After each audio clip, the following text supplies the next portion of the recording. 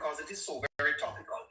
Are you disappointed of the general response of the People's National Party to the reconstruction of Jamaica, not only under NARA, but generally since Hurricane Melissa? How do you think the PNP have led from the opposition benches? Well, we've all experienced Hurricane Melissa. When I say we, I'm talking about GLP, PNP, and NOP, the entire Jamaica. You have been to Jamaica since the hurricane. At least 3 times. Wow. So we have all experienced Hurricane Melissa, or we have family or country in across parishes that I have friends even in parish of Westmoreland and others where people were just devastated, and some are still devastated. And Yes. so I don't think that there should be any politicization of the recovery, right? How the opposition has handled it. Of course, I'm saying the opposition because the government put it forward. They're in government, they were chosen to lead by the people. So we would really want to see what the opposition think. Will they agree with it? Will they oppose it? Well, the reason why the opposition is opposing it, neighbor, it just does not make any sense to me. They're talking about they're talking about accountability.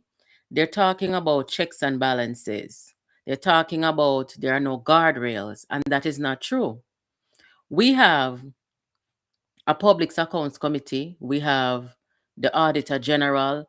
Those guardrails cannot be automatically removed just because a new bill comes to the House. So those are safeguards for the Jamaican people and the Jamaican people money. So this argument that the PNP is making, it's not making any sense.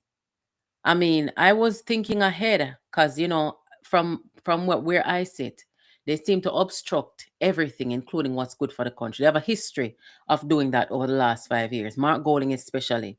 So I was expecting them to oppose it, but I couldn't figure out under the circumstances on what basis they would have done so. But lo and behold, they come the same thing that they campaign on, say the prime minister thief, this are corrupt, that they corrupt without evidence. Okay, so it's the same line of argument that they're using, that the government are got thief or something like that, and they're basically dooming Nara before it even started. That's ridiculous to me. I listened a little bit to the Senate today. I didn't get a chance to listen to all of it, but I heard a presentation that we do not need NARA, that the current bureaucracy is capable of executing the recovery um, of the hurricane.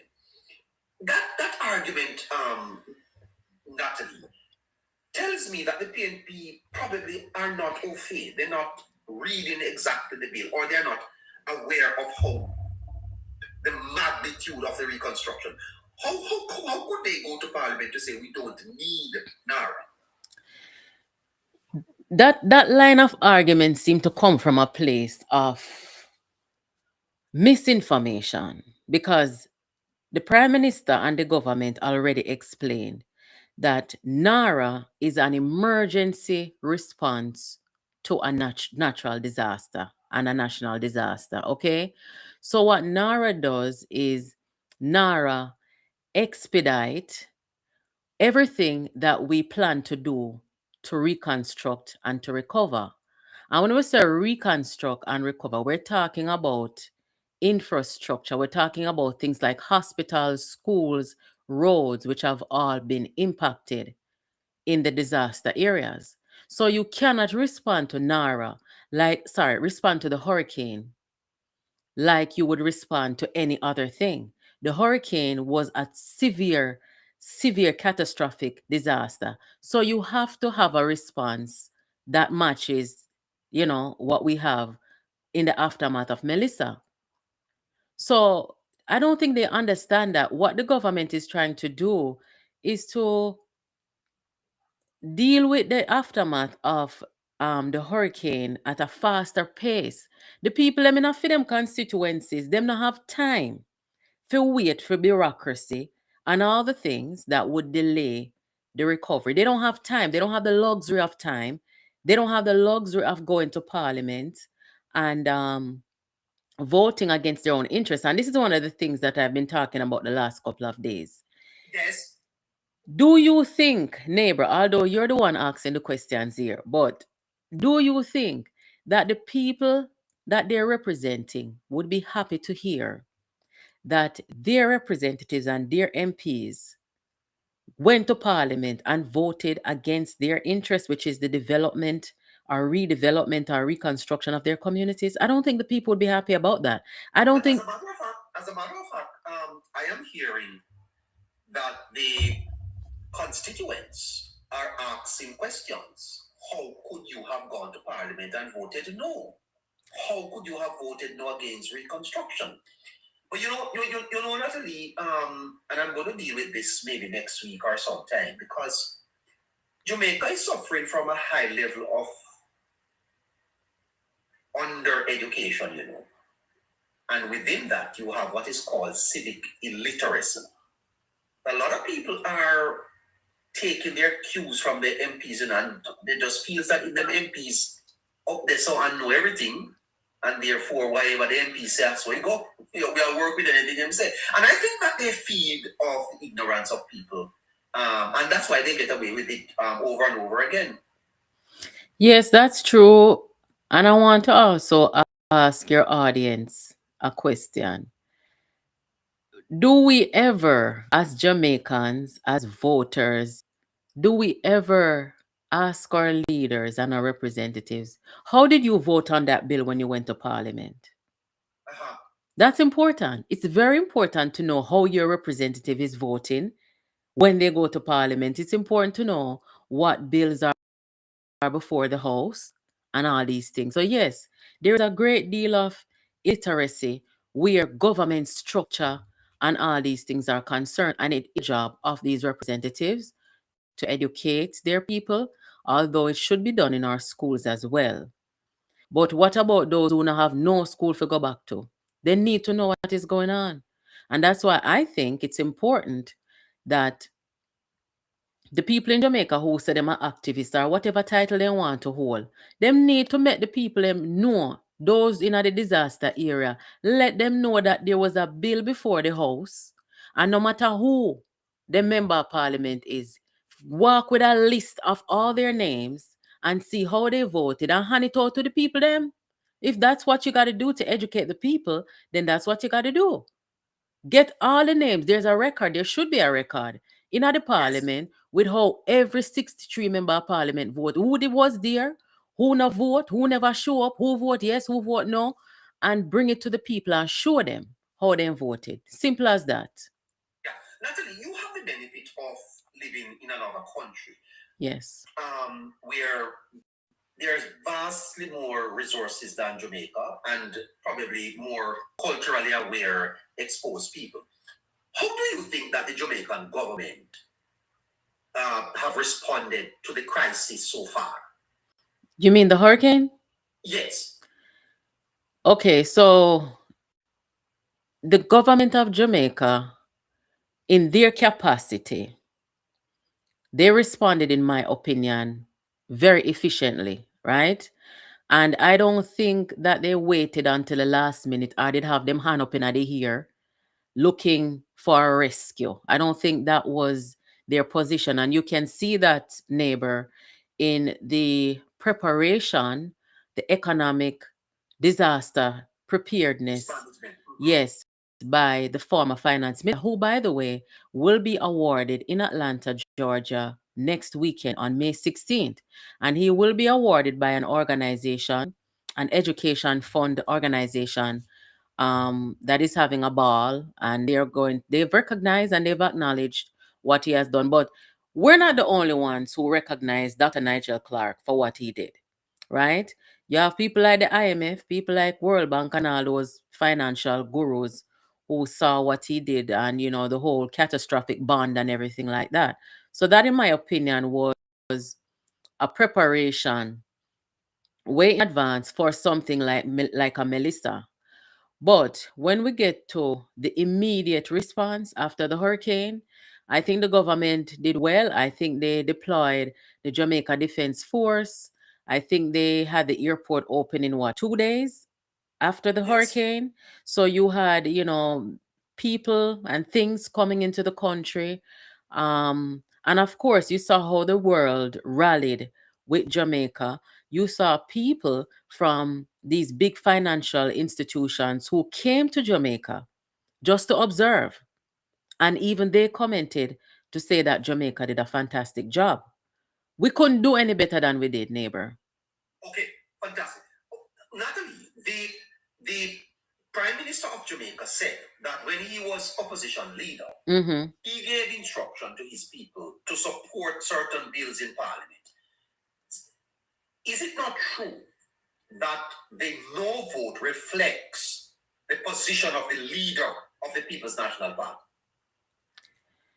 You're talking about the no vote of those on the opposition side? Correct. That Mark Golding would have influenced the vote because um, parties caucus before votes They should. and come together and say this is going to be our position. I am saying if Mark Golding wanted to support the bill, he would have instructed his members, let's go to Parliament and support this. They take their cue from the leader. Is this not a reflection of Mark Golding's obstructionist approach, where he is deliberately attempting to put roadblocks in the way of the government? That's my view. You could say that, yes. And that is not to say that people are not allowed to have their own opinion. We all know that a member of the government side, Marlene Malaho, she supported the bill, but she had some constructive suggestions on how to improve the bill. And that was discussed openly, that was debated openly, that was, an open dialogue, which I don't think there's a problem. Okay? Could you countenance members of the opposition voting yes? Do I know of anybody over there that's voted yes? Could you countenance it? Could you imagine members of the opposition going to Parliament to vote yes? When Mark No. Golding I say no? Neighbor, I don't think there was one yes vote from the opposition. I don't think. And I think if Mark Golding and the PNP had a general attitude of let's obstruct this, I don't think there's anybody over there who would, on their own terms, from their own independent mind, would go in there and vote for it. They would rather not vote. You see what I'm saying? So Yes. this is why I strongly suggest and I strongly advise that the Jamaican people, they need to see the list of who voted yes, no, and didn't vote at all. It is important. And how could anybody sit out a vote like this on a most important bill?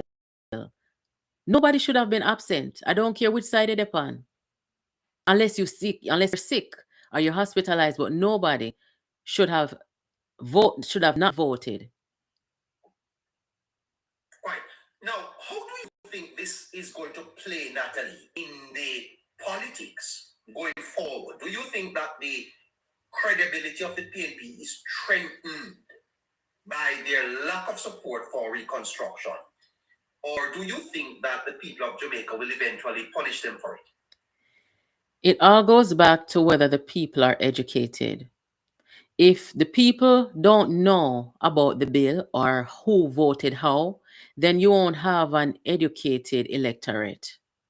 So it Yes? is it is important that the people of Jamaica, and especially those in the disaster areas, they must be made aware of how their representatives voted. That will determine whether the PNP is held accountable for obstruction or not. Well, that is fantastic. Now, if NARA succeeds, Natalie, the political argument is that a successful implementation of NARA benefits the government politically and would virtually lock out the PNP and give Wholeness a fourth term.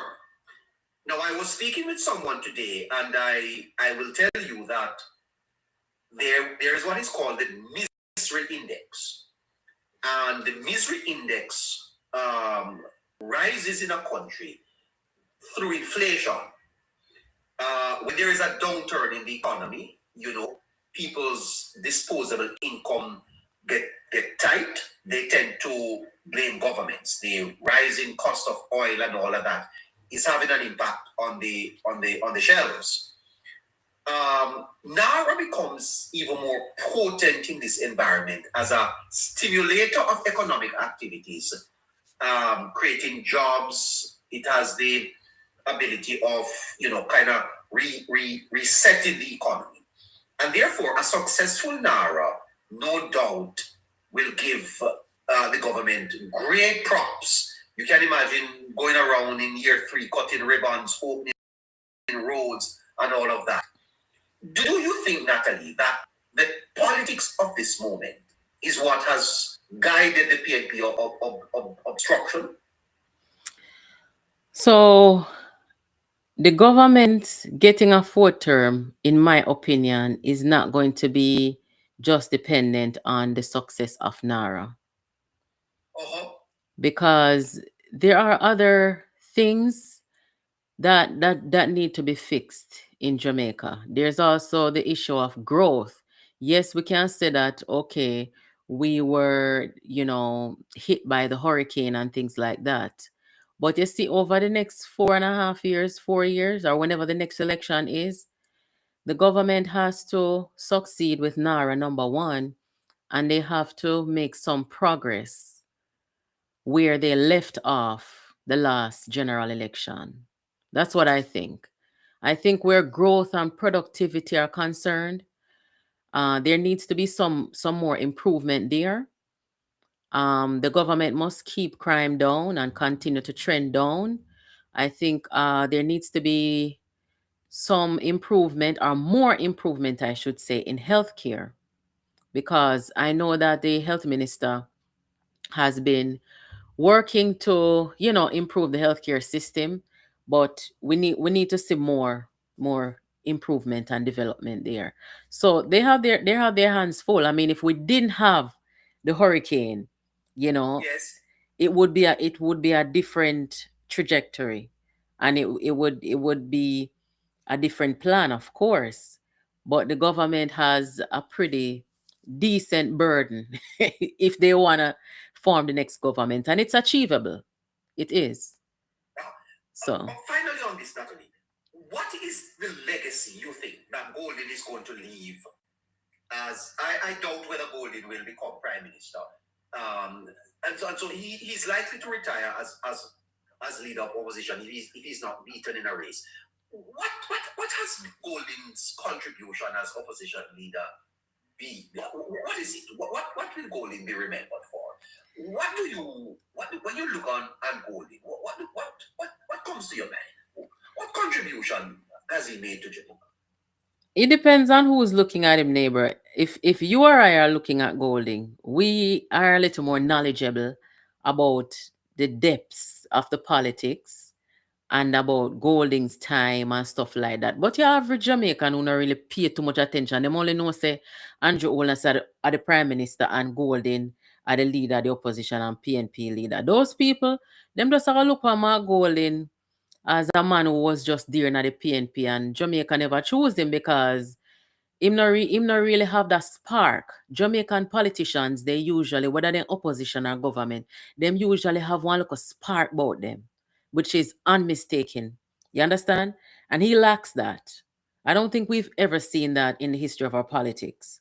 So your average Jamaican who not really pay too close attention, that's what they will see. My opinion is a little different. I see Mark Golding as a man who came into the leadership of the PNP as entitled. I see Mark, and I'm gonna use some very honest and maybe some colorful language here, but me not gonna no bad word. I see Mark Golding as entitled. He's a liar. He's an obstructionist. Oh no, he's a liar. Yes, absolutely. Yes. Golden is a liar. Yes, he is. Yes. Yes, Why? I've heard him told several lies on the government. Well, the Prime Minister himself called him a liar, He in the did. national debate. He's a liar. Yes, he is. Wow. Go ahead. He's very very dishonest on so many levels. He's intellectually dishonest. I mean, when you saw how the PNP campaign last election, it's the worst thing that we've ever seen. Okay, and I don't have a problem with exciting and you know um highly contested elections. That's how it's supposed to be, right? Yes. But there's a line that you do not cross. You don't Yes. character assassinate people. You don't tell lies on people. That is off limits for me. And Mark Golding did all of that. And I Uh-huh. cannot respect people who operate that way. So he's disingenuous. Um, he really is in an arena where he knows he cannot perform. He doesn't bring anything to the table. And for a man like that not to look at himself and say, listen, this job here is not for me. I can't do this. And to want to take a job that you know you cannot do and you cannot perform in, I think it is unpatriotic, and that onus is not just on him. The people around him see it just like I can see it. And the Jamaican people saw it, neighbor. They saw it on September 3rd. So, if I must be brutally honest, at the end of the day, what did Mark Golding contribute to the Yes. opposition and to Jamaica? Nothing. Nothing. Nothing. He's an obstructionist. Golden has contributed nothing to the politics. He has contributed nothing. And if there's anybody who want to, debate me on that, they're free to do so. Uh-huh. Mark Golding was Wow. not able to unite the PNP. That's number one. He wasn't able to bring the PNP to a viable place where they could contest a general election in a way that Jamaicans could take them serious. Most people will tell you, no matter which side they dip on or no side, they will tell us that the PNP of today is unviable. We have never seen a It's PNP not a viable. It's that's not a viable unviable. opposition. No, and in my lifetime, I was born in the 80s, and in my lifetime, I have not seen a People's National Party that is unviable. I grew up in two constituencies that are still to this day PNP dominated, so I have seen the PNP performed. I come from one side of my family, the family that I grew up among, PNP, so I know the PNP can perform. And this right here is not performance. It's never been performance since when 2020 or whatever. It's just a bunch of people who became a set of crab in a barrel looking for a position, and they got it, and they just all came together and said, you know what, we've got an election, we've got to contest it, and that was it. But when you look at things like policy proposals, they didn't have one good policy proposal. I'm sorry. I'm sorry. My my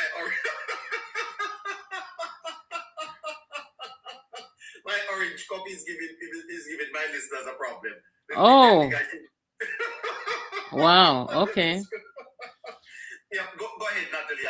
I'm sorry. So, Yeah. so you're saying that Golden's contribution as opposition leader, there is nothing that you can point out that you could say, here is a suggestion by the opposition leader that is of worth. Nothing. From Mark Golding became the leader of the opposition in November of 2020. Mark Golding has contributed nothing, not even a good piece of advice to the government. He's not in government. But if he proposed good advice, we'll remember it. What I remember where policy proposal is concerned, or alternative policy proposal is concerned, when Mark Golding as opposition leader told the Jamaica government in COVID that they needed to slow down or stop paying down the debt and give the money to the Jamaican people.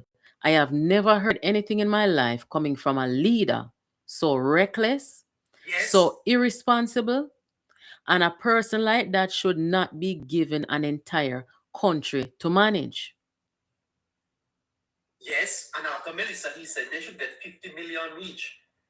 Including the MPs who were not in the disaster areas. Now you tell me Uh-huh. why the whole of the PNP MP them should I get $50 million for what? You can't. That's not how we do things. That was reckless, yes. Reckless indeed. Members of Yeah, parliament and government, then don't put their hand for money. true. So me don't know what kind of style that. Yeah. So in terms of his contribution to Jamaica's politics, do you think he has influenced the politics in a way that we could say, Golding came, Golding did this, Golding left? How will Golding be remembered, Natalie? Politically, I think he will be remembered as a person who used the most hateful, hate filled rhetoric against his opponents. I've watched Portia Simpson Miller compete against Andrew Holness. I My have God. seen I have seen it all, but I have never seen a Jamaican politician. I don't know if before me, because like I said, I was born in the 80s. But in my time, I have never seen a Jamaican politician on either side spoke of and dealt with their opponent in the way that Mark Golding has. Has dealt with Mr. Holness. And I don't understand why the people in the media landscape, mainstream media, nobody has challenged him on his language, the way that he be. I mean, there was one time where he was calling members of the government boy and little boy and them something there. That's not what we do. He was called to apologize by the ombudsman. I'm not going to Jamaica and an ombudsman again, because when he did that, the ombudswoman asked him to apologize because you do not speak of your parliament colleagues like that, boy and little boy. And when it's coming from a man who is an Englishman, a Caucasian Englishman, it can come off as racially insulting to a black man. And he said he would not apologize, neighbor. And these are the things why people like me, he has an insensitive or unaware kind of way about him. Another example is when he held up the shackles of a big stone head as a white Englishman. How do you do something like that and not be aware of the sensitivity of it? Yes. So he's unaware.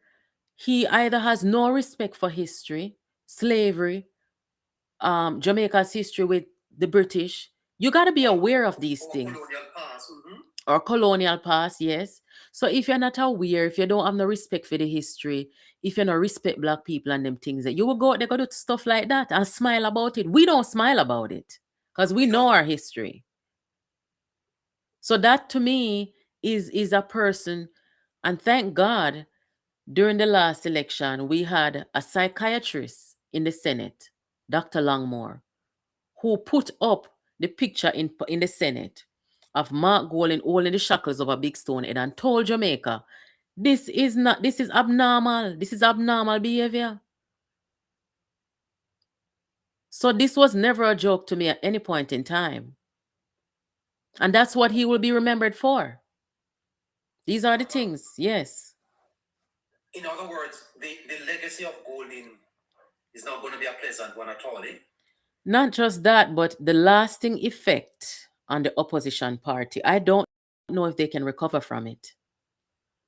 You think Golding has damaged the image, the viability of the opposition PNP? 100%. He has 100%. damaged it. Yes, they have. If, okay, so this is a wild guess by me. Over the next, make we say 15 years, if the JLP loses an election, because them do something wrong. But what Mark Golding and Bunting and them did to the PNP, led by Mark Golding, they have scarred the PNP so deep, okay, that there are people who, if this government stops performing, they would rather not vote than to vote for the PNP. I may tell you about PNP people. You are speaking about PNP supporters? Yes, they would rather sit it out than to vote because of the legacy, okay, that they've left on the PNP. Like a person like PJ Patterson, for example. PJ Patterson is known as somebody who is pro Pan Africanist, okay? And a man like PJ Patterson to have allowed a Mark Golding to do these unconventional things, like holding up the shackle over the black man head and using language about our ancestors, telling the Jamaican people that our ancestors fought and bled and died together. And that is a total distortion. And this is why I've lost respect for the mainstream media in Jamaica. Because you cannot have people coming trying to distort history in that way.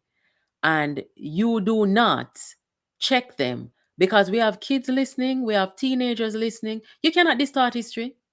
Yes. Nobody called him out on it. But to have him represent the opposition, PNP was one of the most popular political organizations in our Oh, region. yes.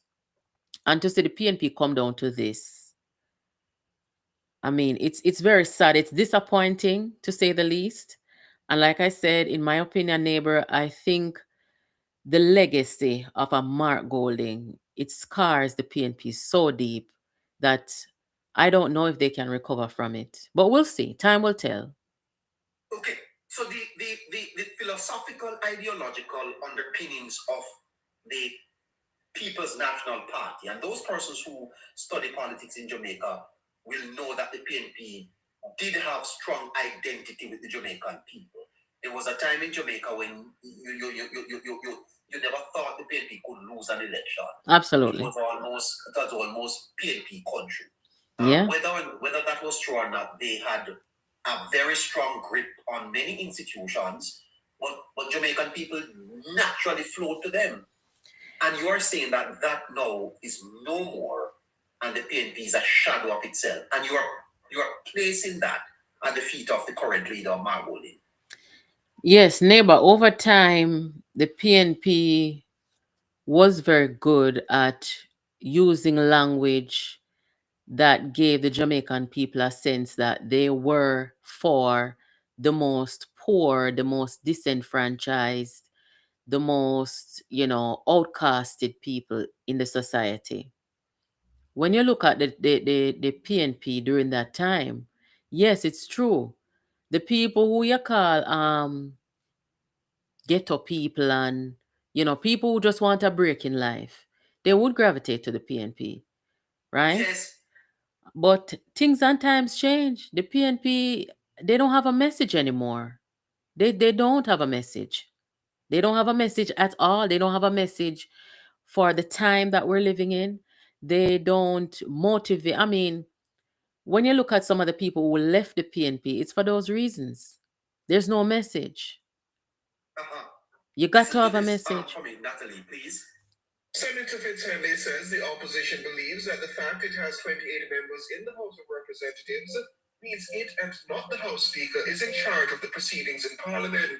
I have been observing parliamentary proceedings in Jamaica for over 2 decades now, and the level of lack of discipline and disregard for the guidelines of the Parliament that is being displayed by this current Mark Golding-led opposition PNP is the most severe I've seen it for a long time. The opposition has sought to turn the most honorable Juliet, who is Speaker of the House, into a scapegoat because they cannot get away unfettered with this level of heightened lack of discipline, which they insist on imposing on the parliamentary proceedings. Senator Fitzhenley says the House Speaker is the victim of a deliberate campaign of disrespect and denigration by opposition MPs. He says opposition MPs are taking their cue from their leader, Mark Golding. What is most disappointing is that the opposition leader has led the way in the display of lack of discipline. Last week, he was first on his feet when the marshal was directed to do his duties, which he has authority to under the standing orders of the parliament. And this week, he insisted on raising a point of order, accusing a minister of misleading the parliament. When those of us who are in the parliament and observe parliament know that is not provided for in the standing orders which govern the operations of the parliament. Senator Fitzgerald says the defense by the PNP of the Mace shenanigans of Southwest St. Andrew MP Dr. Angela Brown Burke is additional evidence of the obligation. Leave it here. So Natalie, Fitzhenley is saying that the disruption and disrespect in the parliament is being led by Mark Molding. Well, that's the tone, that's the general tone. And the thing is, and I say this to people so that people will reflect and understand where this behavior and this attitude of disrespect and disregard comes from. The thing about it, neighbor, where Angela Brownberg and that whole thing took place, if you go back and look, I don't know how much you were aware of during that time. The PNP, the ones they may see in a parliament now, they basically overthrew their leader. Okay? Which leader is that? Dr. Phillips, when he was the leader of the opposition. Mark Golding. Yeah, yes, I saw the leak where they were plotting and them things there leak out on social media and stuff like that. But you see, if the PNP had um enforced discipline and rules, that would yes, that would not have happened. So they have gotten so used to function that way, where they overthrow people, set up people for disrespect people and that kind of thing. And it's the same attitude that they bring into the parliament. So the rules in the parliament does not mean anything to them. They want to overthrow the speaker. They want to overthrow the government. And that's their behavior from within the PNP spilling over in our parliament.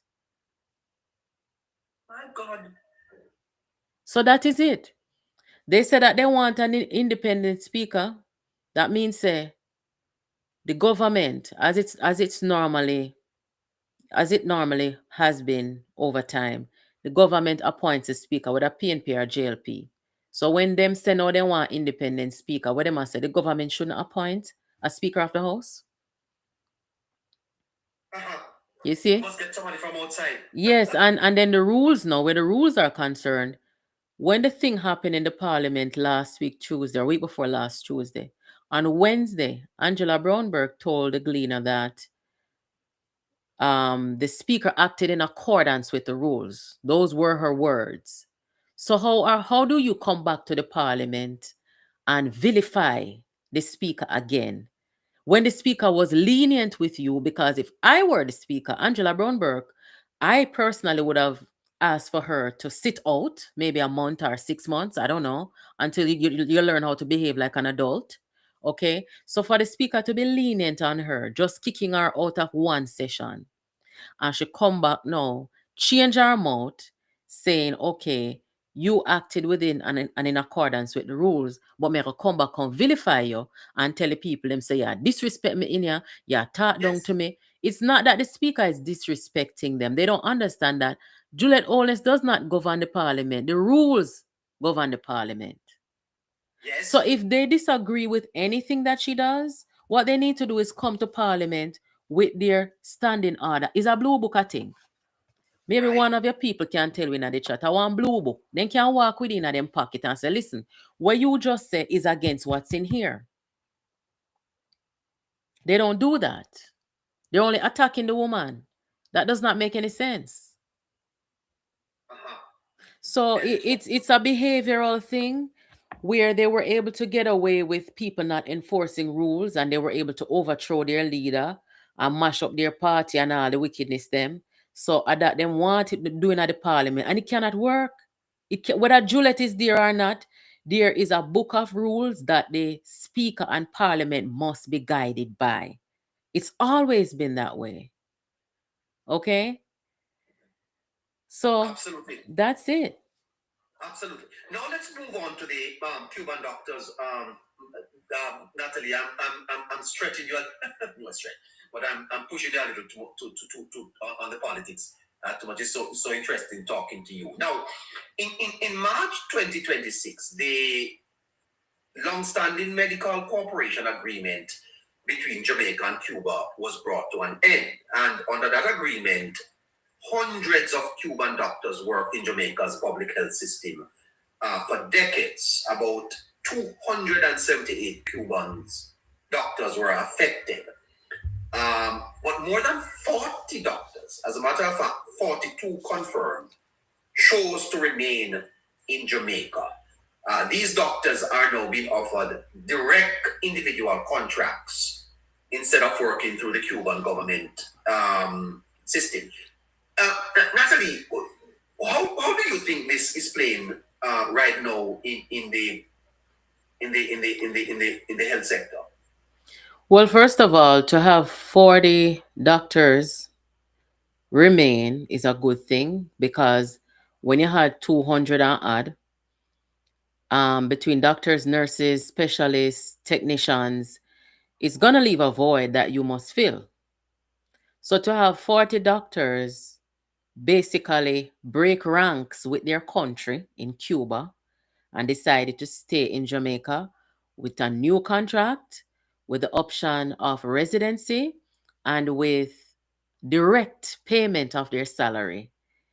Yes. To me, that is a very profound move on the part of the Cuban healthcare workers because just a few weeks ago, when we were debating and discussing this, there were some who were saying, you know, the government was being ungrateful, and they used all kind of adjectives to describe the government's response to the contract that needed to be renewed. Now, neighbor, you know that we're living in a time now where human rights, workers' rights, and all the rights, labor rights, no pun intended, we live in a world where it's so transparent that nobody don't want to violate those rights of people. Okay? So when you have a contract that a decade old contract where the world was kind of a different place. And in this time, when you have a government, I mean, I say this to Jamaicans. Could your Jamaican government send you to go work in one other country and a whole and pan part of your salary and them something there and you know about it? Nobody would. I wouldn't do that. I wouldn't do it for Jamaica and I wouldn't do it for America. Both countries I'm a citizen of. Okay? So this idea that the government was doing something wrong or the government was being ungrateful, it is not true. Because look what the Cubans them turn around and do now. They did the very thing that the Jamaican government asked Cuba to do. But the Cuban government, but they didn't want to do it because they were benefiting financially, hugely, off these workers. So they didn't want to do it. So now, with the 40 workers, and based on some information I got, I heard that more Cuban workers are expected to join their friends and stay back in Jamaica and get their direct salary. Okay. Um, there is a concern, Natalie, that based on the system of government operating in Cuba, that these doctors may be, are they able to go back to Cuba without any repercussion if they decide to do so? Well, that is a good question, but let me just say this. The ambassador of Cuba in Jamaica, she spoke to a mainstream media host this evening. Yes. And she said that the Cuban workers are free to do what they want. So Yes. I guess we have to take her at her word. Whether they believe that is a different thing because they're the Cubans and they know their government and their regime and their system over there. But according to this ambassador, she said they're free to do it. Absolutely. Let's play that. Let's play that. Cuba has been experiencing months of deteriorating conditions due to a collapsing electricity grid. It has led to a humanitarian situation compounded by a total U.S. energy blockade on the Spanish-speaking Caribbean island. This has prevented critical oil from getting to Cuba, with the country receiving only one shipment since January. The most recent economic sanctions by the US were imposed on May 1. They target the energy, defense, and financial sectors to stifle the Cuban military-run economy. The US government has imposed sanctions against GESA, the Cuban military conglomerate that controls an estimated 40% of the country's economy. Other sanctions against a state-owned nickel operation are set to undercut key foreign exchange. During a conversation with journalists at the Cuban embassy in New Kingston, Ambassador Tania Lopez LaRocque expressed deep concern. This act is an act of economic aggression that amplifies the extraterritorial effects of the blockade and further hinder the functioning of our national economy, which has already been facing devastating effects of the oil blockade imposed on January 29. This is a new blatant violation of the international law and the fundamental principles of free trade and goods and services. According to Lopez LaRocque, there has been no progress in the ongoing talks between Cuba and the US. No recent updates. We have the information. I don't think that's the right thing, but nonetheless, she did say that the Cuban doctors are free to make decisions on their own. It's a positive development in the ongoing relationship between Cuba and Jamaica, though, Natalie. This is a positive development. Yes, it is a positive development, and it also means that the relationship that Jamaica had with Cuba over the decades, it is strong still, and the problem is not Jamaica.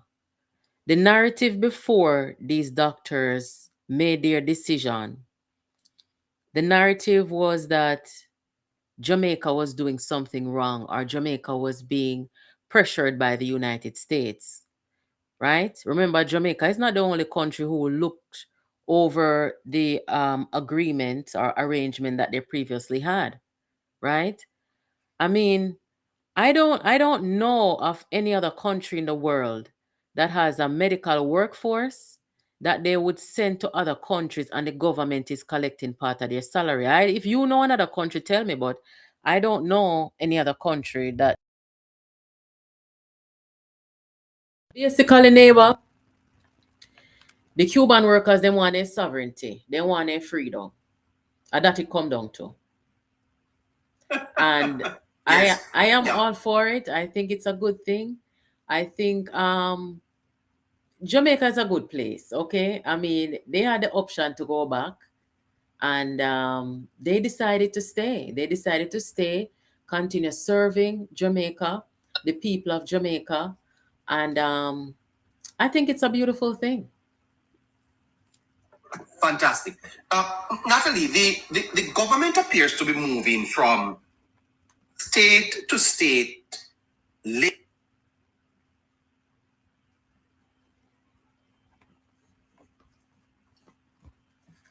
healthcare worker direct employment contracts. If the government manages this well, it is going to strengthen Jamaica's medical system long term and also improve Jamaica's foreign relations with the United States. The PNP, though, Natalie, gave Jamaica an impression that somehow the government was acting in a wrong way. That was misleading. It was misleading, but you see, when I tell you, neighbor, that the PNP has not evolved, this is the result, okay? Because if the PNP was not still thinking and operating on a foreign policy of decades ago, the 1970s, and the Prime Minister said this too, and it's so clear that we can all see that they don't understand that the world has evolved. The Cuban people, them need to evolve. All the things that are going on. You understand? You have to look at it a little different than the 1970s. So when the PNP come out and said that, they didn't consult with these doctors and nurses and healthcare workers. They didn't ask them, what do you guys think or what do you want to do? Well, since nobody asked them, 40 of them were brave enough to come out and say them want citizenship in a Jamaica or residency, they want to work in a Jamaica, and they want to get them direct salary. That's what they want. So we can't sit down here, whether we're on one side or the other, and speculate about what we think. But what's most important is what those healthcare workers think. And they have proven the PNP wrong. That's what it comes down to. Yeah. Don't you think that this arrangement with the government probably was already part of the government strategy when they ended that previous contract? I don't know. I can't say for sure, but I know that I don't think they ended the contract. I think the contract was expiring or Well, that's a better expired. way to put it. Uh-huh. Yes. And with that, with the human rights people them a come down on the contract, all these countries who had the contract with Cuba, they had to make a decision. And Cuba had to make a decision.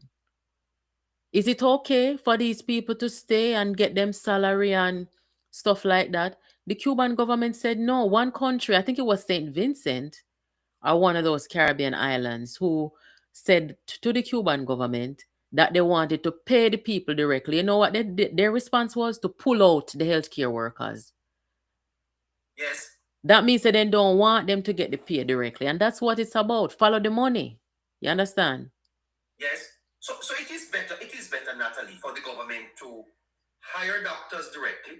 It doesn't matter which country they are from, once they are competent, give them personal contracts and allow long-term residency opportunities. That's a better policy than the one that previously existed and one that the PNP was trying to support. That's what everybody else in the world does. I mean, here in America, I can tell you about America, right? Yes. Because I am in the healthcare field as well. We have a big population have always had a big population of, nurses from the Philippines, nurses from India. And when they come, the arrangement is not with no government. The arrangement is with these individuals. You may have agencies that help them to go through the whole immigration process. But when they come, they're guaranteed residency for them and their families, which means if they have a wife or a husband and children, they can all come over, okay, and they get their salary. They may be paid a little different than, those who have been in the system for a long time. But that's the arrangement. You come with your family, you get your residency, and you come and you work, and that's it. There's no, I'll pay your government and your government pay you, or you only get temporary stay. Anybody who come here, they might get one period of time to get themselves permanent residency, right? But it's never a thing where you're just hanging by a thread. Like, that don't really make no sense to me. Okay. Is there anything you want to add to that, this arrangement, Natalie, that I haven't raised with you?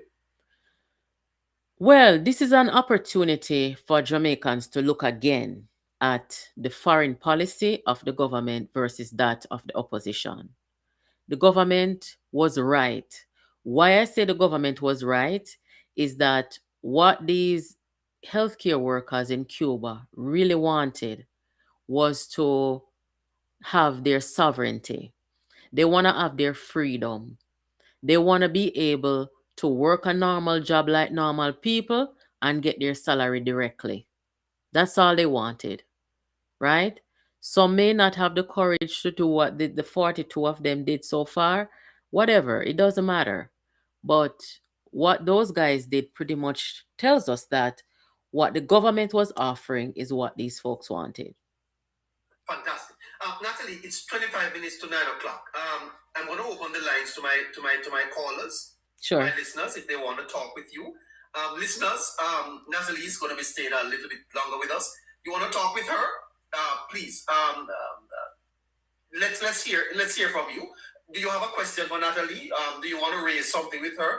She'll be willing to talk to you on this or any other matter you wanna talk to her about. JPU is here.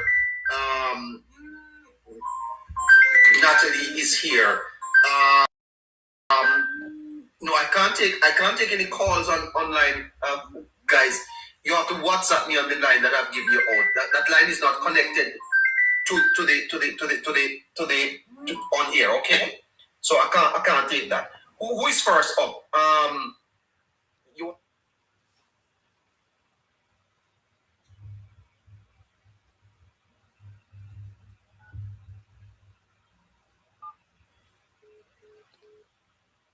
Hello. Hello, sir. Hello, good evening. Good evening,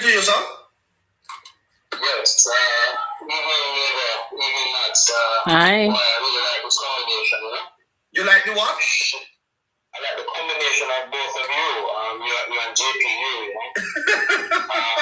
Okay, sir. The information and the content that you have, I think it's quite timely and it's relevant, and more people can get this sort of information. It augurs well for the country in general, because unlike other platforms, you really hardly get this type of in-depth analysis of the politics, you know. And I spent the entire night listening to you last night, in terms of just your assessment of the PNP's reaction to the Naira bill, and it really was spot on. And coming out about what I've observed since last election, right? It is mind-boggling that PNP and their supporters are having a very hard time still accepting their defeat. It's something that I feel going forward, we must have mandatory, psychological counseling for the defeated political party coming out of any election, because for them to not be accepting of the result after so many months, it's really, really mind-boggling. And others. Hold on there, sir. You know that Hillary Clinton said that she had to get up and go on morning walks a couple months into her loss to Donald Trump. You should talk to Kamala Harris. They go through pain, sir. An election loss is not an easy thing, It's like when your wife divorce you. It can take you months to recover. Can you imagine spending millions of dollars trying to win something, sir, and lose it? It's not only the spending of the money, it's also what Natalie alluded to. It is the level of this that they employed in their campaign strategy. Yes. The character assassination, the misinformation, with all that they did, they still came up short. And again, what is sort of surprising to me as well is that they're bragging about doubling their seat count in the parliament. And you said it the other day quite well. 2020 was an anomaly. It was not the norm. Something happened that caused the JPU to have the majority that they did, and the PNP to have the minority that they did. What was that event? And it's like nobody wants to deal with it. It was the sabotage of the risers in the PNP. Natalie talks about this quite a lot. That caused them to have that minority. So if you compare 2016 where the JP only won by one seat, the JP has done extremely well since then because they have increased their seat count. So between 35 to 28 seats. So the JP has done extremely well. The PNP has not done well because their deficit has widened since 2016. And we know what happened in 2020. So I don't know the Jamaican people, the voters. I think they have matured in terms of how they approach the politics now.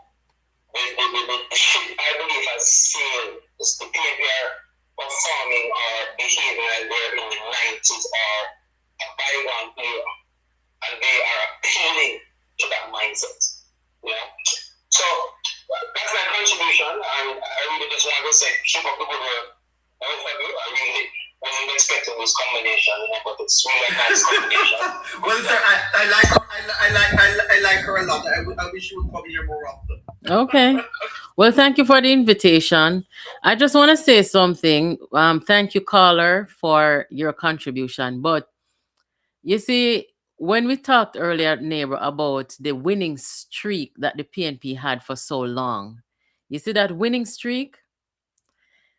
The PNP believed that they were so sure that the Jamaican people would have chosen them in 2025 that they still cannot and have not accepted it. The whole deception of sabotaging their own party and saying, let Andrew Holness have another term. We will sabotage, make Peter Phillips go on, and then we will come back in 5 years. They were sure that in 5 years, the Jamaican people would accept them with open arms, and it did not happen. You understand? So the level of confidence that they had because the PNP had such a long winning streak, it was off the charts. They were 100% sure that the Jamaican people were going to come out 2025 and say, yes, the PNP that won the most election, the PNP country, we're going to bring them back. But the people did not. And that's just the truth. Now, why the people didn't bring them back 2025? It's very simple. They were divided and fractured. People were leaving the party. I mean, up to the 11th hour, you had people coming out on the public platform, on the JLP platform, who say they must switch party, they must switch sides. You can't have them something there happen as they are going to an election. That not look good. So between that, they had no policy.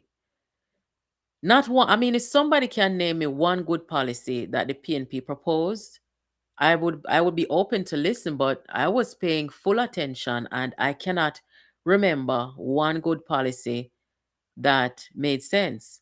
You heard about the food import tax by Dayton Campbell trying to appeal to the farmers of the country, and everybody was like, "What? Food import tax?" Then Damian Crawford came with the education tax, and their whole thing was about taxation.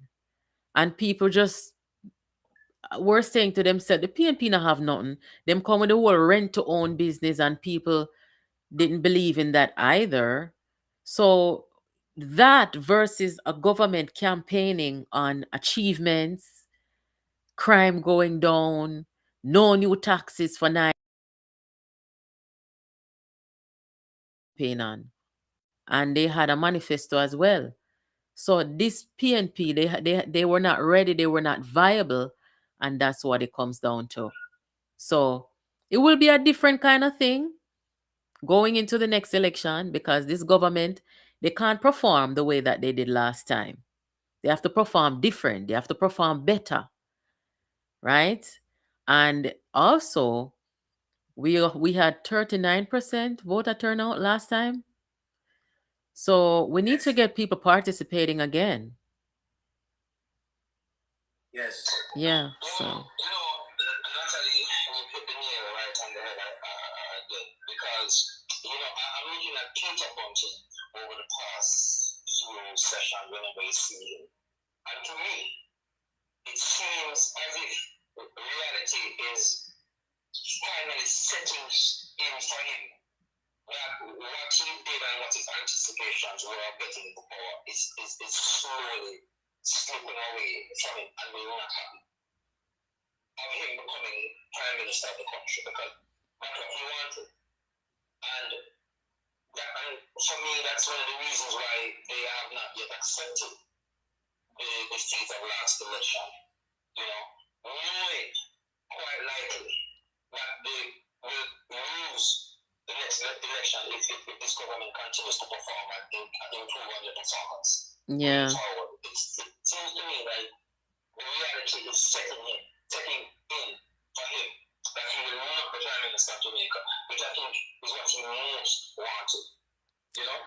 On the point that you made about the low voter turnout, was a big issue by many commentators. I heard Ian Jackson was speaking about it. To me, the turnout is the turnout. You cannot mandate or force people to come out and vote. Whoever comes out to vote that is who comes out to vote. And our system of a simple majority and first over the line is enough to take government. I heard one of the PNP senators saying today that the JPU received 19% of the vote, and that alone is not a mandate. So you see that the mindset that they have not accepted that we are not the government and the JPU is voting in. Well, for her to say that is like there's a loophole. I agree with you. Our Westminster system works. It's simple majority, first over the line, forms the entire government. We do not have a coalition government. We are a two-party system in the main. You know, so for those who vote for as well, for me, I don't look at a mix-up. Because it is what whoever comes out to vote is who wanted to vote. And who didn't come out, either they were happy or discontented. They carry the fact of them, right, and speak about them. Because unless you're going to mandate or do something to have 100% turnout, then we have to just accept what the turnout is.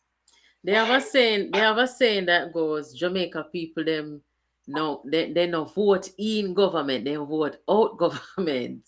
So when I was looking at the trend of voter turnout, the voter turnout was up to 60%. I looked at between 2002 to the election of 2016, I think. And the voter turnout was between 50 odd percent to 60%. So we had a good bit of enthusiasm in our politics at that time. Where we saw a major drop in the voter turnout was during COVID. I think COVID had a lot to do with it.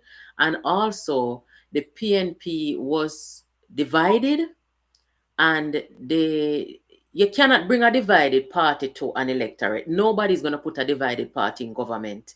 That will never ever happen.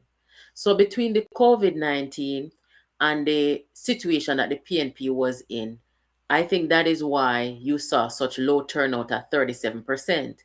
Now, we are 39% in 2025. Why did we have 39% and not more? I think the Jamaican people were not willing to come out and vote out the Jamaica Labour Party. I think the people them saw. I'm sorry? I agree with that sentiment.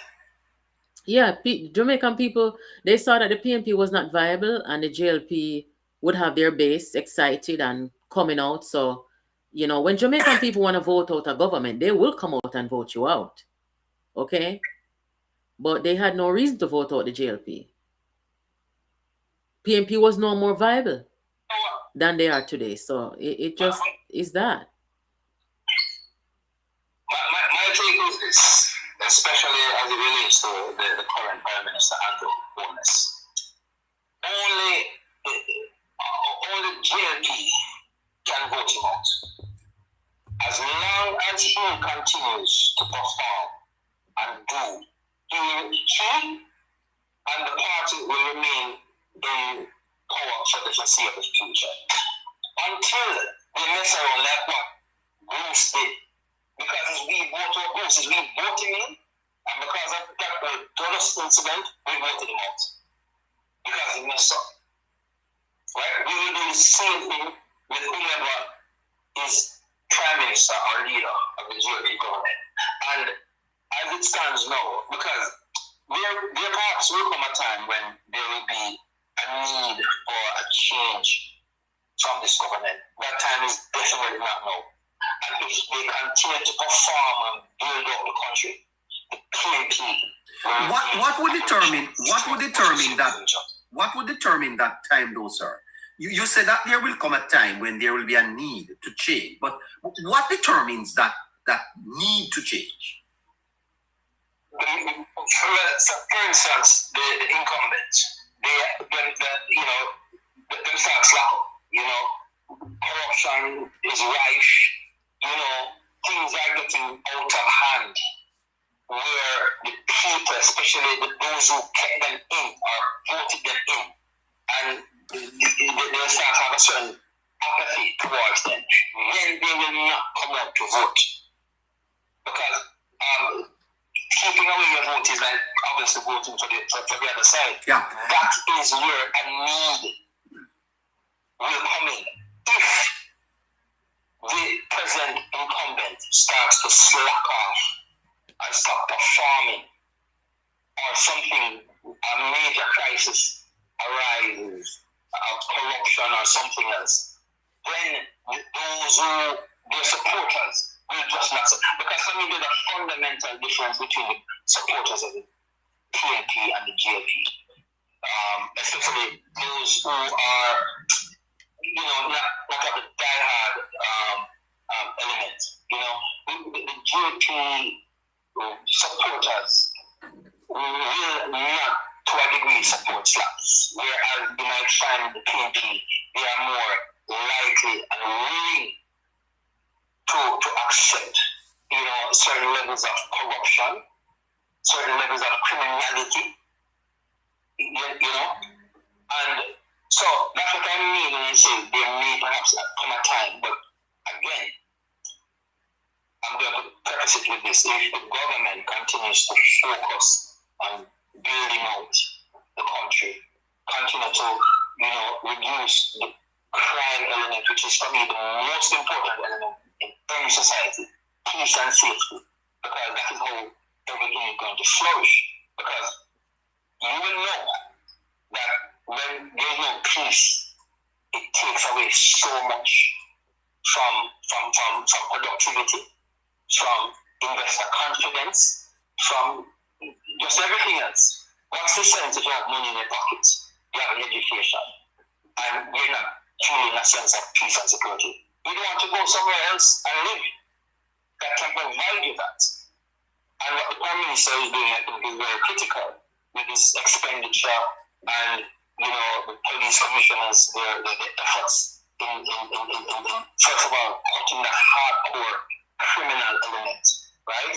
And then, the softer approach with community policing and all those other engagement with citizenry, I think is commendable, and it is the most important, right? Because many people don't understand that the criminality, the high crime insecurity in the country is, for me, the main contributor to our lack of growth, economic growth.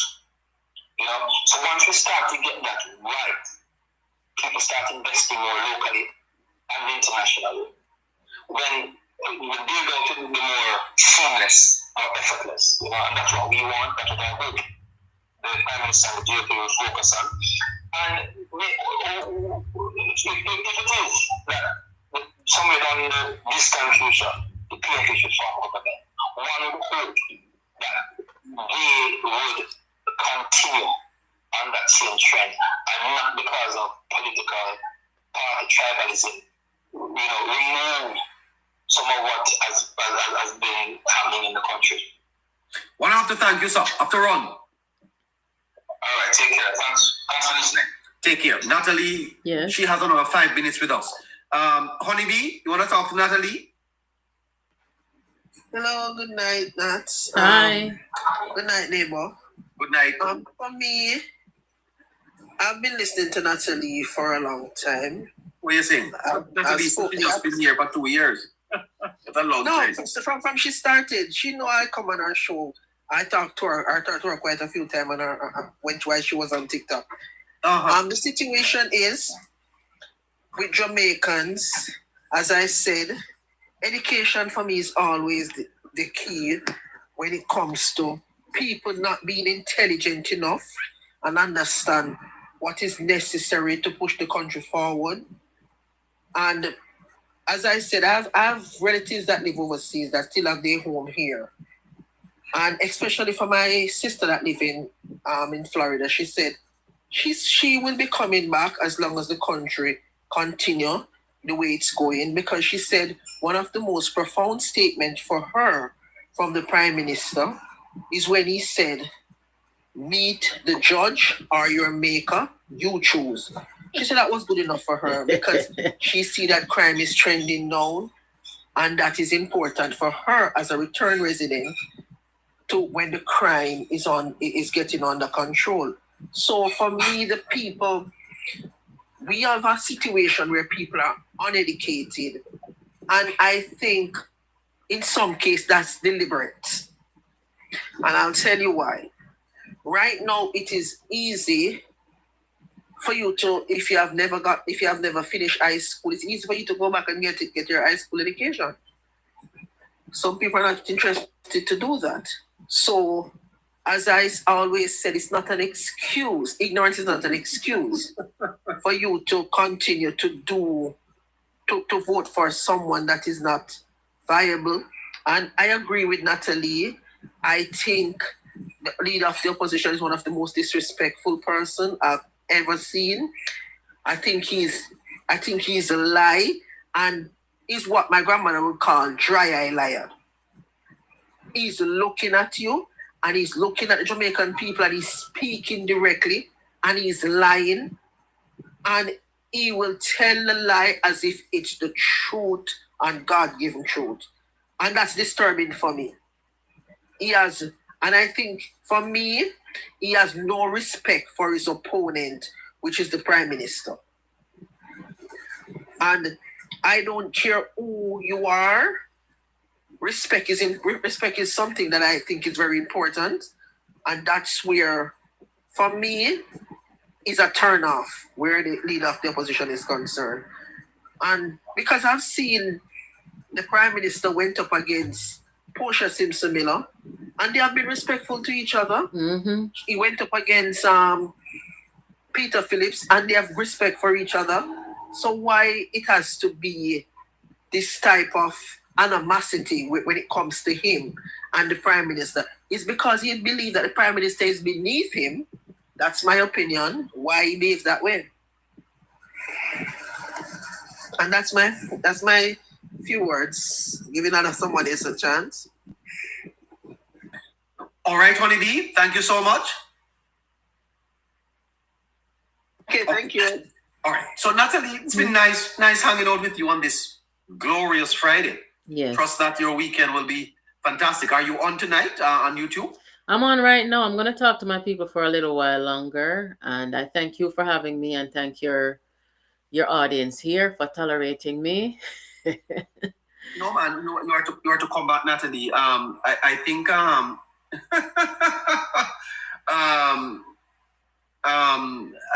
I think you can talk to us anytime, okay? Anytime. Yeah, man. I come off a little strong, but it's always from a place of just honesty. I don't try to. No, you don't come off a little strong at all. All right. Well, that's good. That's good. All right. Well, thank you, and have a good night, neighbor. Yeah, man. Take care of yourself. Bye bye. Yes, we'll catch up. Great. Good night, that. All right, my JPU family. We're here. If you have not been listening to Neighbor, and if you have not subscribed to Neighbor, go over Neighbor channel. He's right here on YouTube, and subscribe, because he's a good conversationalist, and it's good to talk to him. It's not my first time talking to him, but you guys should make sure that you're supporting people in the community, who are doing the right thing, who is, pushing our government and our country to develop and do well. Before I sign off here tonight, I want to thank you guys for your subscription. We're at 57,000 subscribers now, right? And I want to tell you guys how much I appreciate it. We built this community, and without you guys, there's no community. So we've done well. Somebody commented and said, road to 100K. That would be nice. But for right now, we're at 57K, and I really appreciate it. And that tells me that, we're putting out good content, and you guys like the channel, you continue to engage the channel in a election season, out of election season. And I appreciate that. And I think it's good. And that's why When I looked at those numbers a couple of days ago, that's why I decided that I am going to get my uniform. Yes, that's what motivated me to order my uniform. When I see it, it says JPU on it, and we're a brand. We've always been a brand, but right now we're a good brand. Okay, so I just want to thank you guys for that. Um, so I've been reading your comments, guys, while I was talking to neighbor. Yeah, man, congratulations to us. Because like I've said, we've built a community over here. And that's good. That's very good. I subscribe to all my labor rights, including you, my beautiful girl. All right, Miss Dorothy, thank you. Yeah, man, people like neighbor are out here doing good work. And, you guys know what we're dealing with in the social media space. We're dealing with people who come out here and make up stories and tell lies and everything like that. And we're not out here to fight with those people. But the more people we have out here being honest and speaking truth, the better it is for Jamaica. So that's good. So, War Room tomorrow, I am going to consult with the ladies and see if War Room I keep tomorrow. Tomorrow is Saturday. So next week them time, you know what me go there,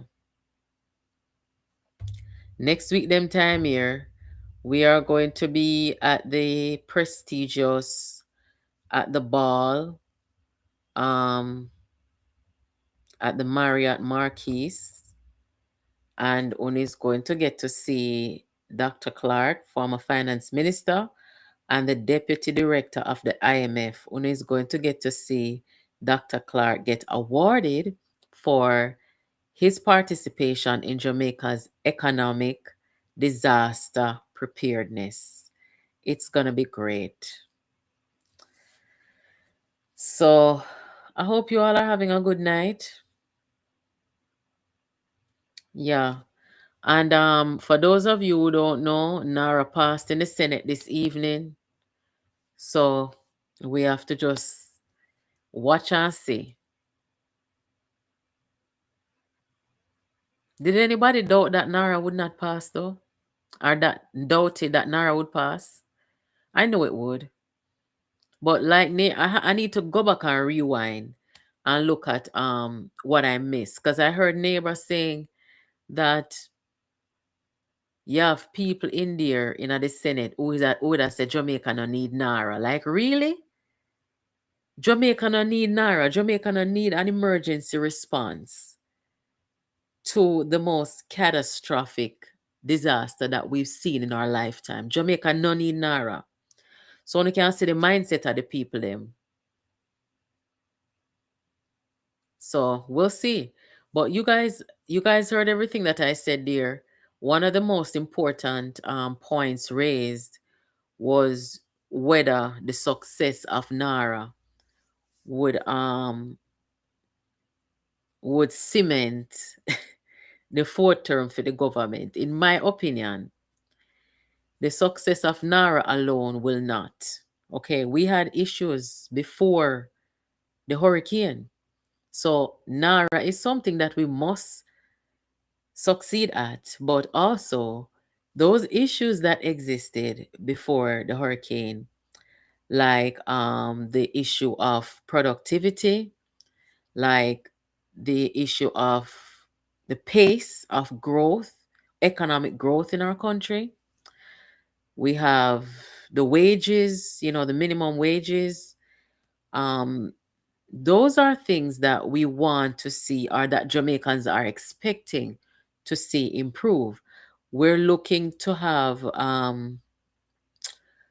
crime, for example, either continue to trend down. We want to see a little improvement in healthcare, so there were issues there.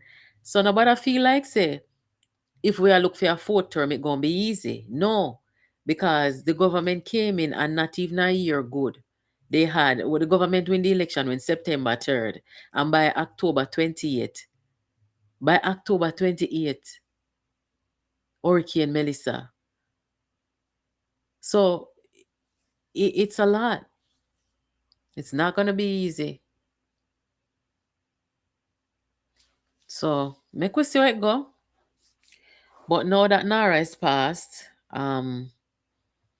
everybody had an opinion, everybody had their say, and that's good. So let us see what happens. I'm excited.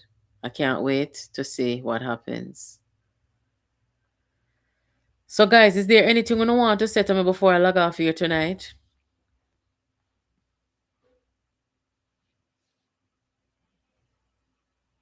Don't leave out the war. Which war that now? You talk about the Middle East war. We need 3 new hospitals. Me dear. We need hospitals, we need schools. The government did all have planned to build 6 more STEM schools. Right? I think the government either broke ground or will be breaking ground for 1 school in St. Catherine to start. So the government had plans, but you get disaster, you respond to disaster. It's a Lambert the behind time.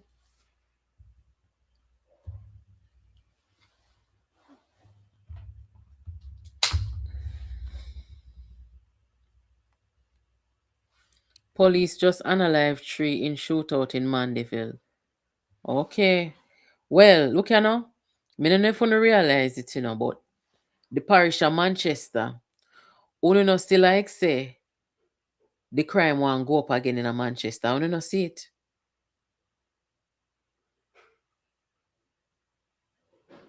Crime is not something that you bring down and you relax. It's a continuous effort to monitor and make sure say all your systems that are in place to ensure the safety and security of the Jamaican people are always working.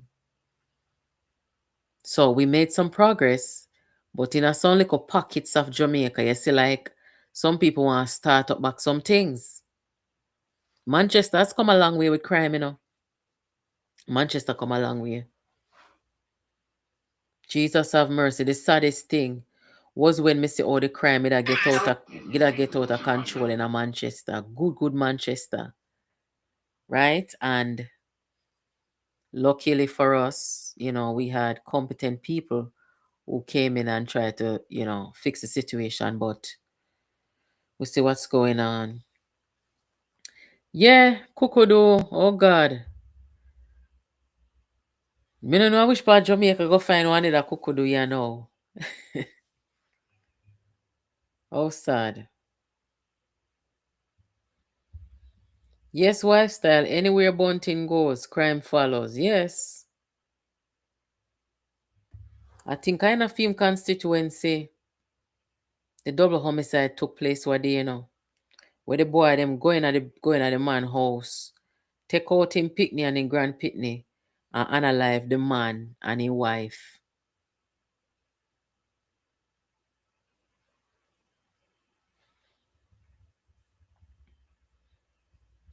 Manchester people them used to be a set of people, you see, where you say if them see a new face in them community, then call police, then start interrogate the people them all kind of something.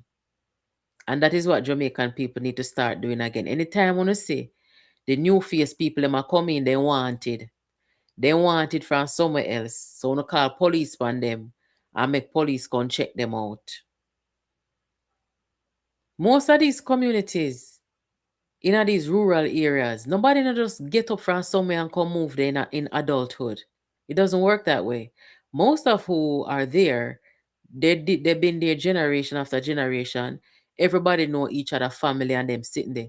Anytime when you see new face come down there, as some wanted boy, will likely come from places like Kingston, St. Catherine, Some of them maybe come from St. James. Wanted boy them. Old Harbour. And some of them and a police them a run from. I see a gunman them a hide out from. My little district when me born in a Jamaica. Nobody can want it no way. No strange face man can come there so. Anybody will come there, we know them and we know them generation. And anyhow them come there and a misbehave. A police the people them call right away. And that's why in a my little district, for all the years when me know this so, I don't know. I think 2 homicide I know of that ever happened there. 2 alone. And a community boy them catch up in a war.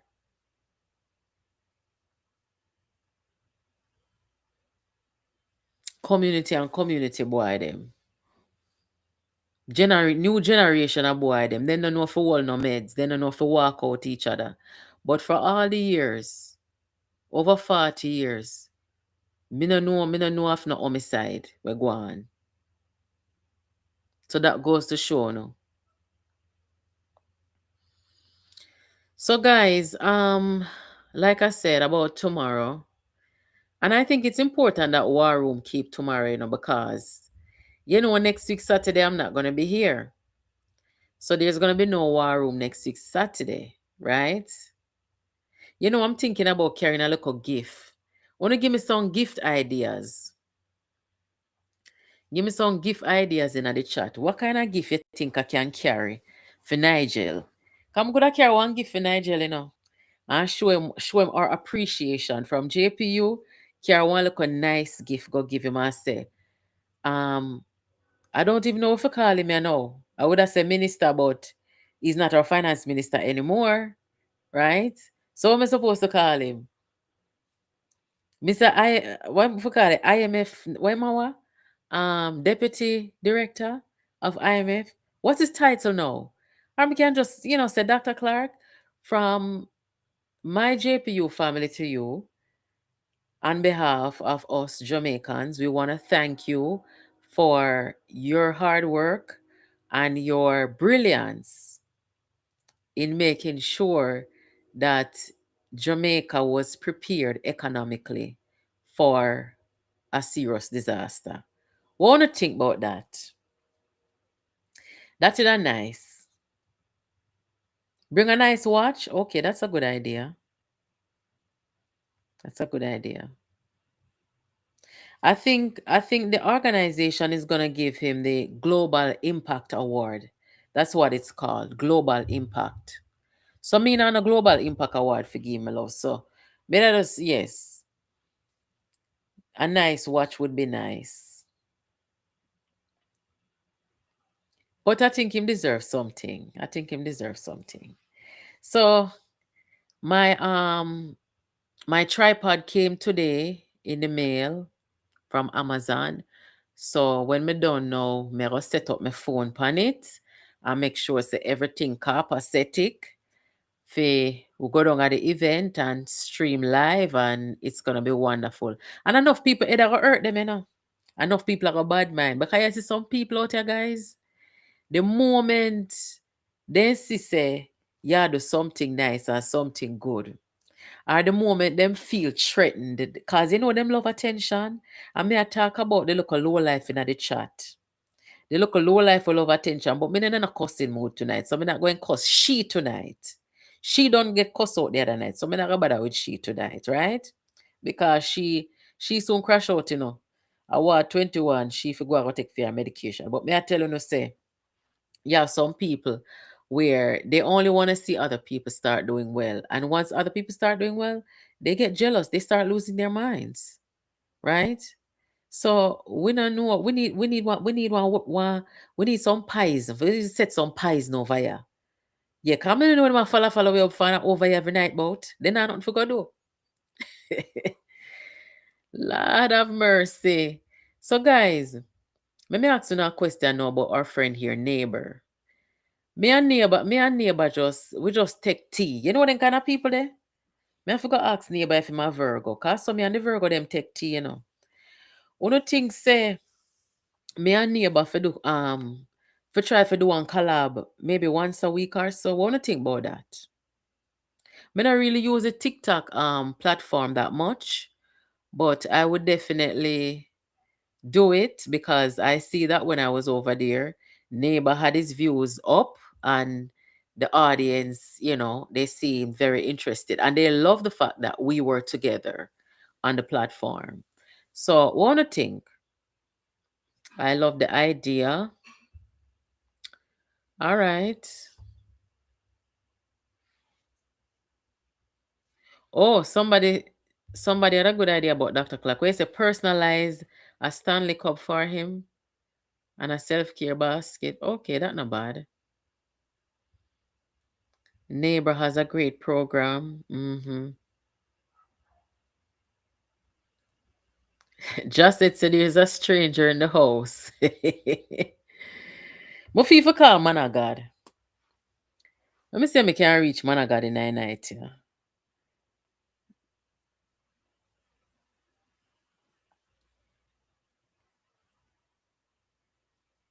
Oh God, what you know? Me need have to take off WhatsApp off of my phone temporarily. Maybe that's why nobody never had to ring my phone. Let me put it back on my phone.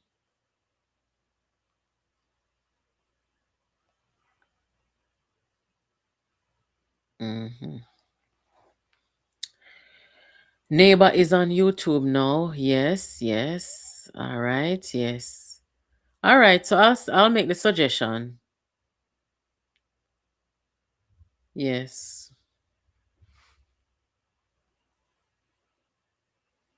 I'll make the suggestion to him. Mm-hmm. Mia say Andre pregnant. Hey, Papa Jesus. Hey, put it about put it about the arms out over here tonight, you know. Lord have mercy. Hello, good night. Hello. Good night, Nat. Hi, you're Good night. live. Wagwan. Yeah, I was watching your neighbor while ago and it was no mesh. They say the two are with mesh? Yeah, man. Aye, all right. That's good. I'll tell him. One year Lamb Brown say, we don't need no naira. Oh, so what we need then? But you have to go ask him. All right. Thank you. Thank you. Yeah, me I watch you right now still, so enjoy the rest of your night. Thank you. Same to you. Yeah, man, me I watch you. All right.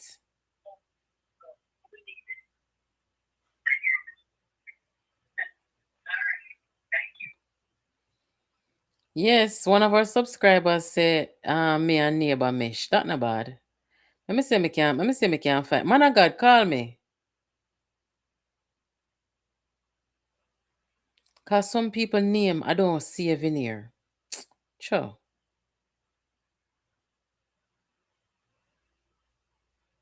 And the 478 number, that phone is not charged right now.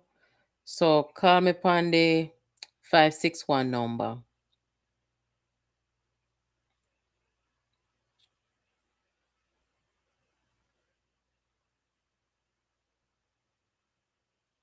Amount of contacts in this phone, yeah. Lord Jesus. Yes, Jesus. Mm-hmm. Yeah, I enjoy talking to neighbor. Neighbor has. I like people who ask good questions. It shows you that they have their depth of thinking is what it is. Yes. So, we had a good conversation.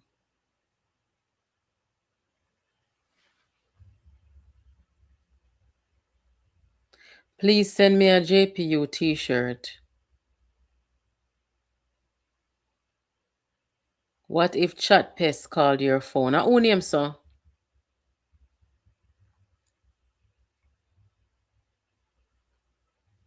Yeah, me gonna try get the war room going. I try get the war room tomorrow.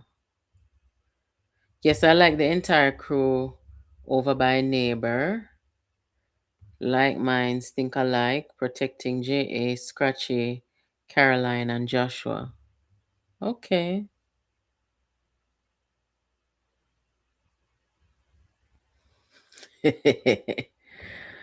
Lord, where is it? Andre is here to get talking points for his lonely old lady followers. Lord Jesus. Mm-mm. Sorry for them.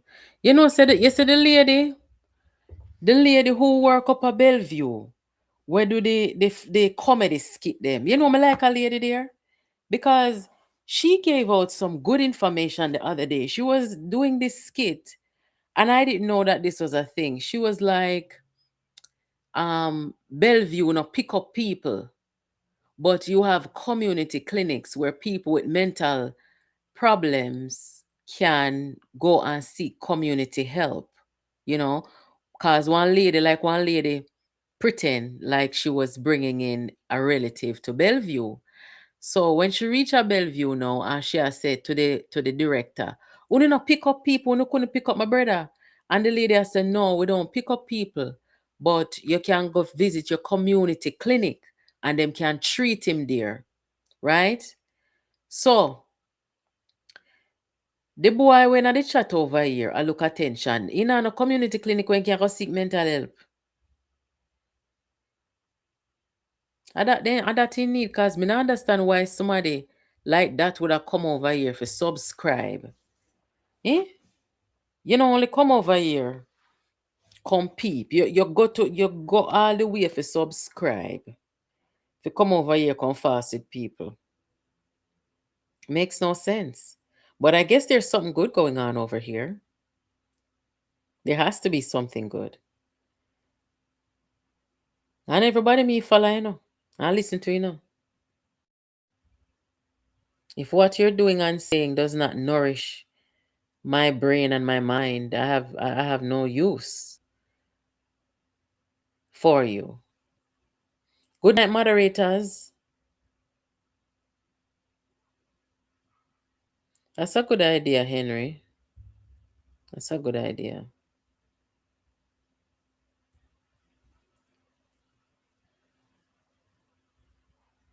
It's gonna be a night of fun. Mm-hmm.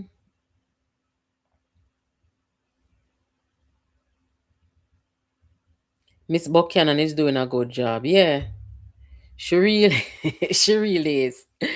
She give me some joke when she come out to the little skit there. She's very talented. She is. So now we know. Now the whole Jamaica know. Bellevue no pick up people. You can go use your community clinic. Cause me never know say the community clinics in Jamaica provided mental health care. I didn't know that. I thought if you had mental health issues, you know, you would either have to admit to a hospital and or if you require follow-up care that you would go to Bellevue. You understand? But me never know so the local community health centers provide that. That's good. That's very good news.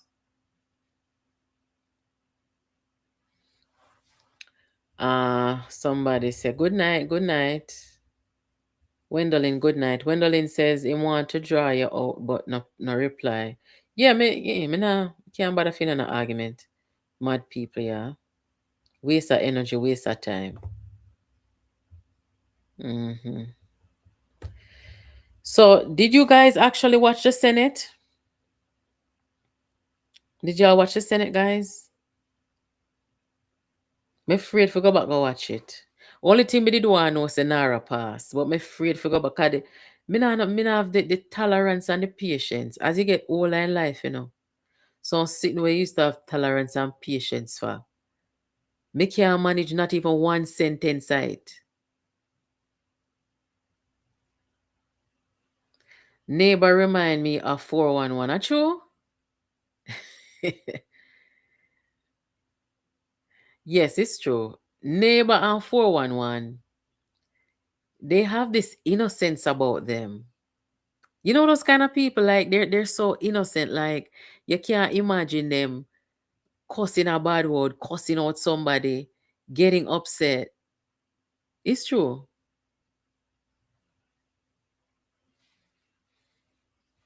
It was really not like the other debate. Okay. It's definitely going to be a different kind of thing in the Senate.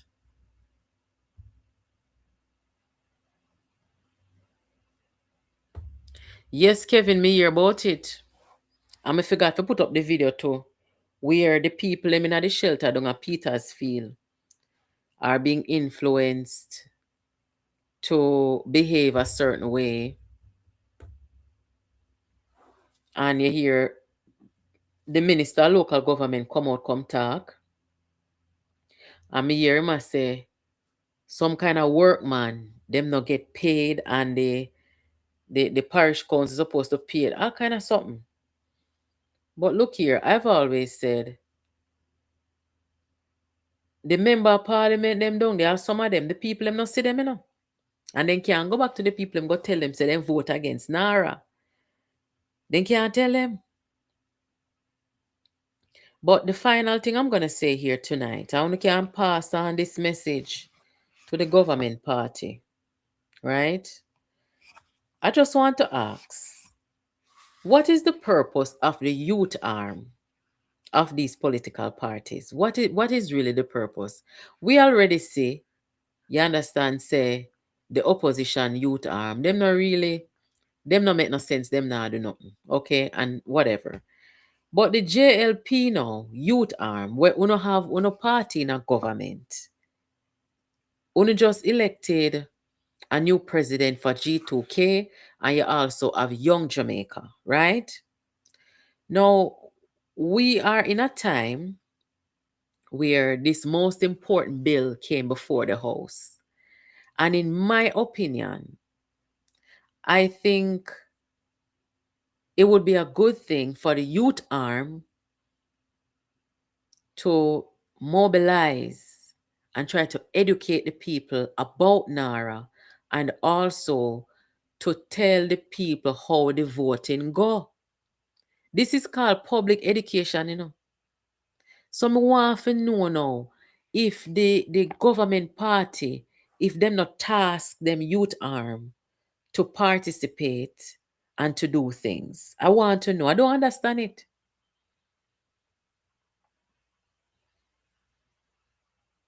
The education campaign cannot be just on social media or in the parliament.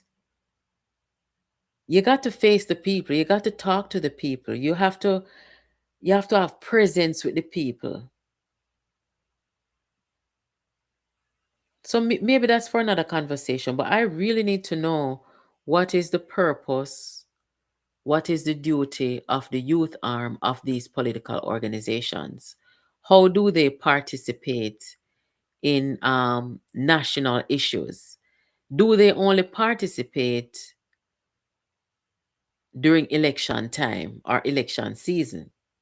Somebody in the chat say them issue statements. Okay, that's fine. But what about participating in interfacing with the people? I think that's equally important, if not more important than anything. Is to have face to face and have dialogue and have town hall meetings and them something there. You see, when you see the voter turnout, them still, because where's the participation? Where's the engagement with the people? Can't continue so. Cannot. There's got to be some level of engagement when an election is over. You can't have total disengagement with the people after the election is over. We need to move away from that type of politics because the people now are weary.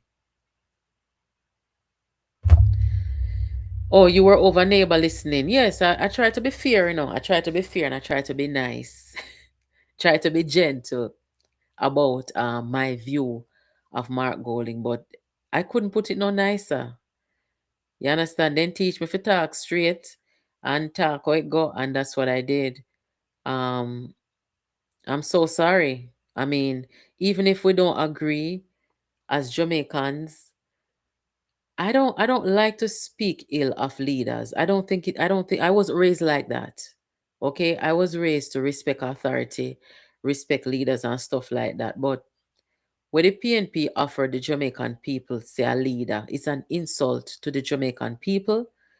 And there are a lot of people who will never forgive the opposition for doing that.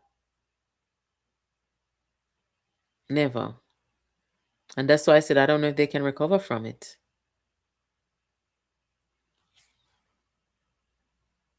They are banking on Andrew. They who?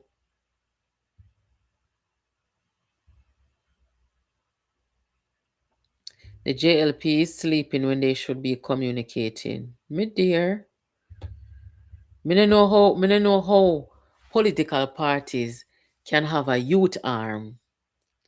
Let me tell you about the youth arm of the political organizations in America. You see the youth arm them basically they're on social media. You know, they've built their platforms and they're doing their thing. Couple of them out here pan here. In time I want to know about what going on in American politics, because I don't really watch TV. I will go on their channels and they're consistent. They're consistently engaging the American people and the youth and stuff like that. And they're also on the ground. You have one of them, he just wrote a book, okay? And he did a book signing and explaining. Look on the boy when named Charlie Kirk, the one where they unalive. What you see Charlie Kirk that do for the Republican Party or on behalf of, as an activist and advocate, as a young person, what you see Charlie Kirk that do out there? The man go on college campuses, him dey on college campuses every day. Everywhere young people gather, he was there talking to them. I mean, there are many people who didn't like his message, but everybody's entitled to their opinion. And that's what he made. He basically made a living off doing that as a youth in the Republican Party. One man, one member, the pan college campus is going around having dialogue with the people, having town hall meetings, trying to convince, trying to persuade people about the party that he supported and their ideology. There's not one young person where could I say they're in the youth arm of either political parties in Jamaica doing that. Why is that? You see what I'm saying? There is no way. And to the young people living at the youth arm, there's no way. Me could have said me is a member of a youth arm of a party. And my party in a government and me silent. No, sir. Me I find some way for put and organize one schedule together and go around and talk to people and have town hall and be a motivational speaker and try to encourage the young people them, try to educate the young people them um about policies and how they can flourish in a Jamaica led by the government today, what policies there are that they can take advantage of, right? The free education that's available for them, the associate degree that them can get from Heart today, the job opportunities, the importance of participation. And that's where you can even talk about the low birth rate. What should it take for you as a young Jamaican to start a family and them something there? These are the things. I would have really liked to talk to somebody from the youth arm to ask them personally, what is your role? What is your purpose? How are you reaching out to the youths of the country, the middle age, the young professionals? How are you reaching out to those people in the country? You know, how are you bringing across your government's policy and policies to the young people of Jamaica? You can't just sit down and say when I member youth arm. You need to mobilize. And mobilization is not Jamaica people need to get out of this mindset that mobilization is only important leading up to an election. That is wrong. You see, let me tell you something that is important. You see, by the time election come around, people don't make up their mind already, you know. People mind make up already. Who them are going to support and if them are going to support. So now is the time to speak to people and to hear people. The youth arm, we need for do something, man. We just sit down so. The young people in my country, they want to hear. Because look, you know, me hear one, me not go call him name, but me hear one TikToker this evening come out and say, him want him and one other TikToker for do a school tour in a Jamaica. Now this TikToker, him no come on TikTok or nowhere and motivate the youths them. Him not say anything positive to the youths them. Him not encourage, him no, me never see him yet appeal to young people in a positive way. I be a foolishness them come on social media can do. And if that's their thing and how they earn, that is fine. But when they're talking about school tour, may I tell you the worst at TikTok, you know? Me not going to call them name. Now, if they want to earn on TikTok by making a fool of themselves and speaking ill and things like that, how can you go into our schools, say I got a school tour for influence our students? You know, say a madness that. Now, if them the people, they can't say them go up on school tour. What is the youth arm of these political parties doing? What them a do? For engage the youths them. So we're not gonna make TikTokers some bad influence, TikTokers. Some of them, not all of them are bad influence. So not get the wrong idea. So you're gonna let those people go on school tours and go into our schools and talk to our kids before you go in the schools and get our kids who some of whom will be eligible to vote in the next election. You're gonna let the opportunity miss you. You see what I'm saying? Everybody has a role to play. Even we right here, so we have a role to play, and we're playing our role. But we need to redefine as a country what it means to have a youth arm or a youth organization attached to these political parties. We really do. Okay. So I will catch up with you guys hopefully tomorrow. I will let you know in advance if there's gonna be a war room session. Last week, gonna tell me say the audio was a bit problematic. It has been addressed, so it will be better if we come out tomorrow. Have yourselves a good evening, guys, and take care.